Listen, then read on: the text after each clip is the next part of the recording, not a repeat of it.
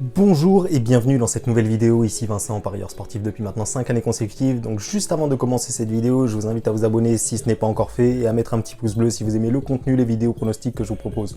Donc voilà, donc ici c'est en direct de l'Etihad Stadium, donc le stade de Manchester City. Donc pourquoi ce stade? Parce que j'ai pas trouvé le stade de l'équipe que je vais vous proposer, donc on trouve pas forcément sur internet le stade de toutes les équipes, hein. Donc voilà, donc je vous laisse admirer ce stade de l'Etihad Stadium, un petit stade sympa, hein, vraiment. Voilà, donc de toute façon, c'est l'objectif, c'est pas de vous montrer le stade de Manchester City, c'est de vous parler du pronostic que j'ai choisi. Donc le pronostic que j'ai choisi, ça va être le pronostic entre l'AZ Alkmaar et Manchester United. Donc voilà.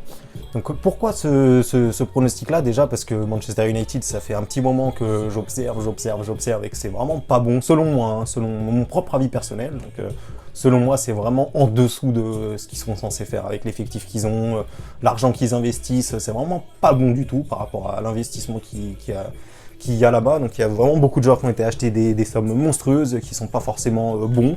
Hein, je pense notamment à Martial, Alexis Sanchez, il y a beaucoup de joueurs qui ont été achetés avec des grosses sommes là-bas et qui sont pas forcément value, j'ai envie de dire. Voilà.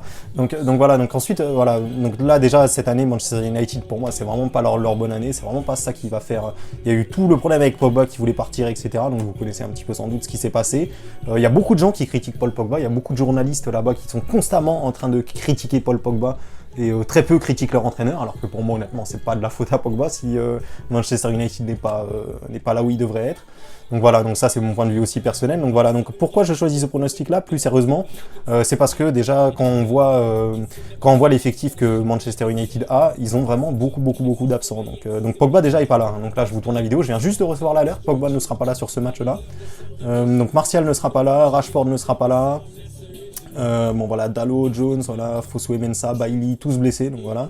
Et en plus de ça, il faut savoir que Manchester United, si on s'en fie au dernier match, je vais vous montrer ça, si on s'en fie au dernier match qu'ils ont joué en Europa League, donc je vais vous montrer tout de suite ça, vous allez voir la compo qui a été alignée pour Manchester United lors de leur dernier match, donc c'était contre Astana, donc ils recevaient Astana, donc je vais vous montrer ça.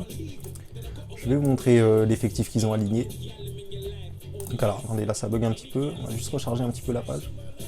Alors, Manchester United contre Astana. Voilà, bizarrement on a un petit problème, on va essayer comme ça. Bon, enfin bref, j'ai un petit problème là, j'arrive pas à vous ouvrir la page, donc bon bref, ils ont aligné que des remplaçants, hein. Ils ont aligné vraiment une équipe, c'est des joueurs que je connaissais à peine, hein. Donc le seul que je connaissais, il y avait Rashford, il y avait quelques défenseurs arrière derrière, mais honnêtement, quand on voit l'effectif qu'ils ont aligné, on voit bien qu'ils prenaient pas ce match-là forcément au sérieux par rapport à la première ligue. Donc voilà, donc après, qu'est-ce que je peux vous dire de plus sur ce match-là? Donc on va tout de suite aller voir les codes. Donc voilà, donc pourquoi je choisis ce pronostic-là aussi, c'est aussi grâce à ça, hein. C'est aussi parce que Pogba est pas là, et aussi parce que je lis beaucoup de choses, comme quoi Manchester United prépare la saison prochaine, comme quoi Manchester United va peut-être changer d'entraîneur, comme quoi...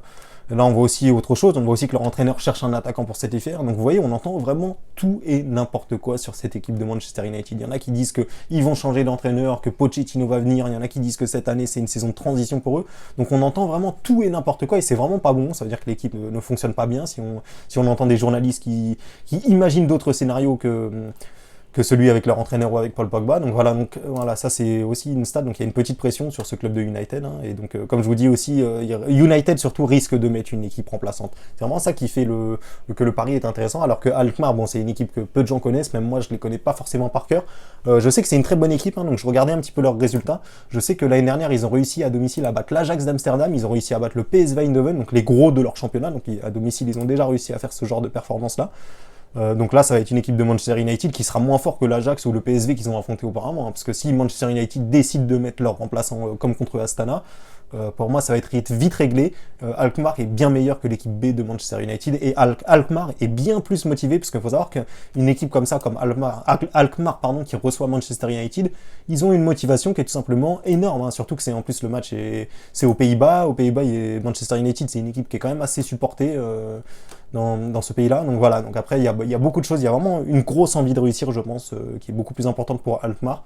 Donc après, c'est vrai que donc si vous me suivez depuis un petit moment, vous savez que je vous avais dit dans une de mes vidéos que je toucherais plus à cette Europa League, parce que j'ai vraiment pas des bons résultats dans cette compétition-là.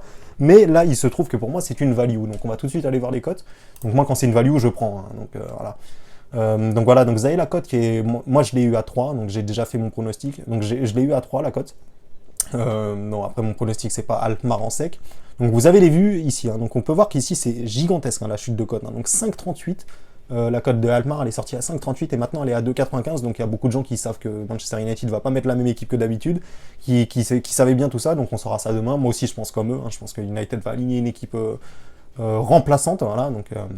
Donc voilà, donc là vous avez les codes, je vais pas m'attarder trop, donc je vous ai fait un petit peu le tour de ce que je pensais de ce match-là. Donc je vous montre tout de suite mon pronostic qui va être tout simplement victoire de la Z d'Alkmaar ou match nul pour une cote aux alentours de 2. Vous avez bien entendu, une cote aux alentours de 2.